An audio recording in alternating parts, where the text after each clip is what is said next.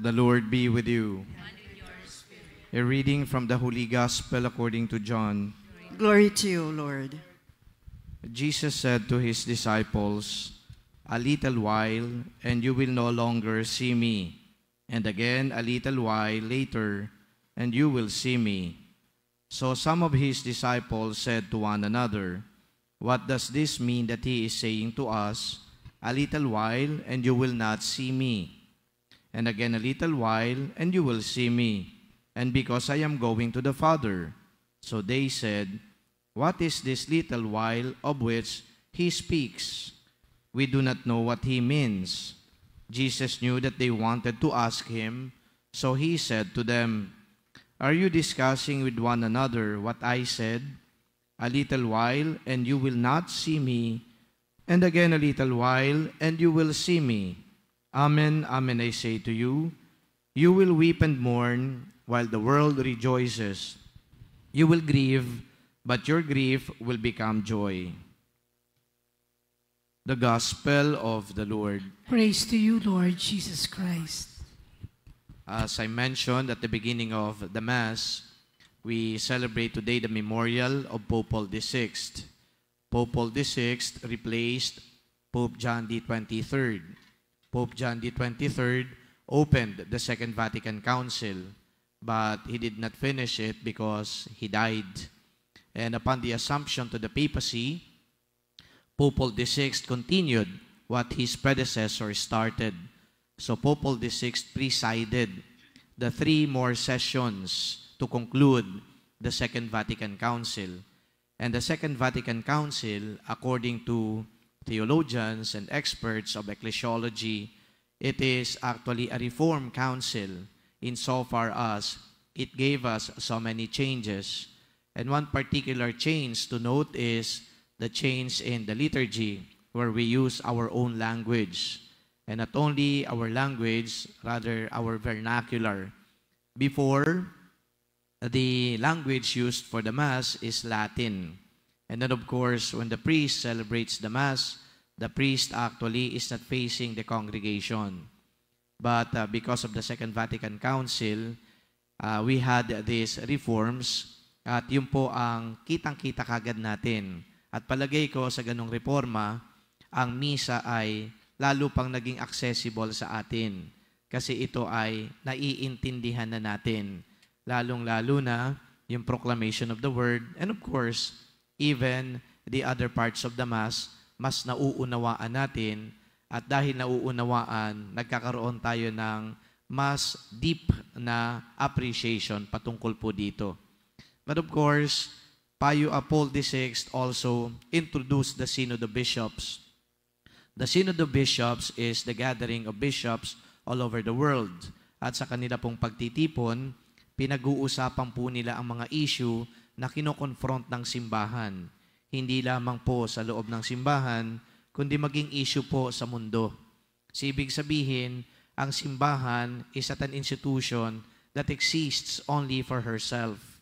Siya po ay nasa mundo, kaya naman ang simbahan ay kinokonfront niya rin kung ano yung mga nangyayari sa mundo. Ano po ba yung mga lumalabas sa mga philosophical trends, for example, o di kaya yung mga namumukod-tangi na mga concerns ng mga tao, tinutulungan po ng simbahan na mas maintindihan ng tao kung ano ang mga issue na nangyayari sa kanyang paligid. Kaya yan po ang isa ding naging contribution nitong Synod of Bishops. So sa kanilang pagtitipon at pagpupulong, nakakapag-usap po sila kung ano yung mga interventions na gagawin po nila para mas matulungan yung tao.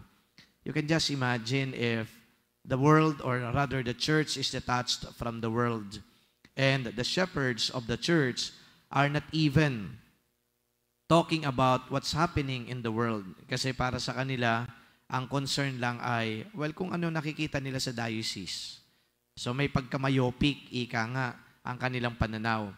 But because of the Synod of Bishops, mas na-expand yung pananaw ng simbahan dahil doon sa kanilang pagpupulong, mas nauunawaan din nila kung ano yung mga nangyayari din sa iba't ibang bahagi ng mundo. Ano yung emerging trends, for example, dito po sa Europa, sa Asia, sa Africa, So sa Synod of Bishops, doon po nila na pag-uusapan ang mga bagay na ito. At hindi lamang basta-basta pag-uusap sa Synod of Bishops, sila po ay nag-a-adapt din ng kung ano ang mga solusyon na pwede nilang gawin o di kaya interventions na pwede nilang gawin para mabigyan ng lunas o di kaya tamang estratehiya ang pagko-confront natin sa mga issue sa mundo. But of course, Pope Paul VI also became controversial. And not too many people knew this simply because hindi naman po kayo theologians na nag-aaral talaga nitong mga bagay na ito. And I'm talking about the encyclicals that Pope Paul VI wrote. Isa sa mga encyclicals na ito ay yung Humanae Vitae. Doon po sa Humanae Vitae, ang pagtuturo ng simbahan na yung artificial insemination, in vitro fertilization, yan po ay ipinagbabawal. Yan po ay intrinsically evil. Pati na rin po doon sa Humanae Vitae na yan ay na-reinforce ulit yung pagtuturo ng simbahan tungkol po sa mga issue katulad ng same-sex union, lesbianism, homosexuality. Naging controversial ito kasi in the 1960s, mukhang dito din naman nangyayari yung sexual revolution.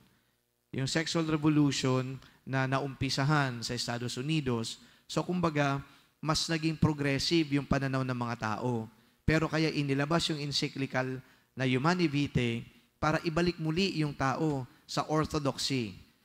Kung meron ng sexual revolution, ito ang sagot ng simbahan.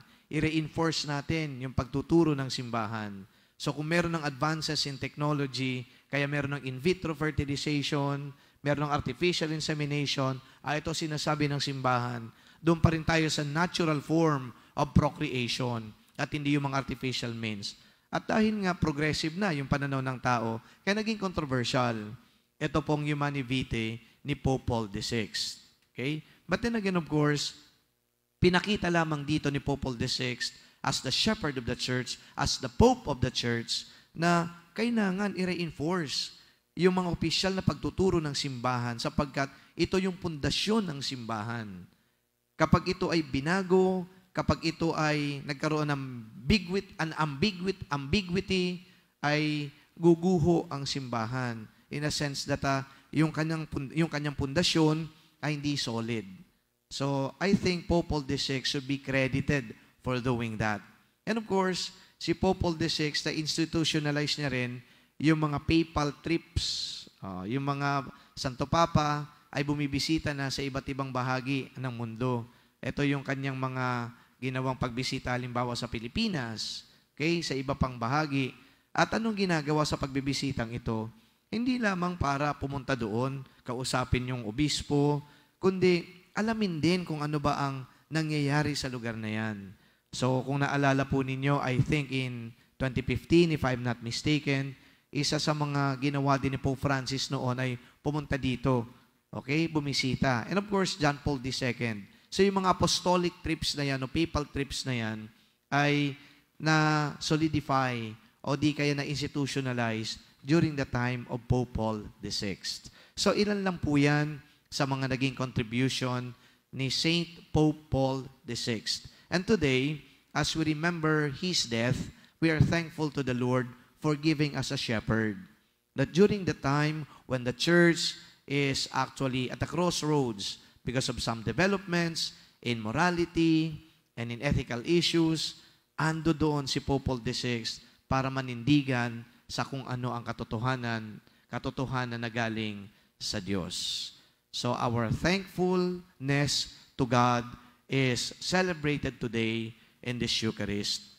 But of course, we also ask that through the intercession of Pope Paul VI, our shepherds in the church may continue to steer us and guide us para yung simbahan ay patuloy na umusad at ang pag-usad ng simbahan ay may patutunguhan. At sana ang patutunguhan ito walang iba kundi ang Diyos. May Pope Paul VI pray for us. Amen.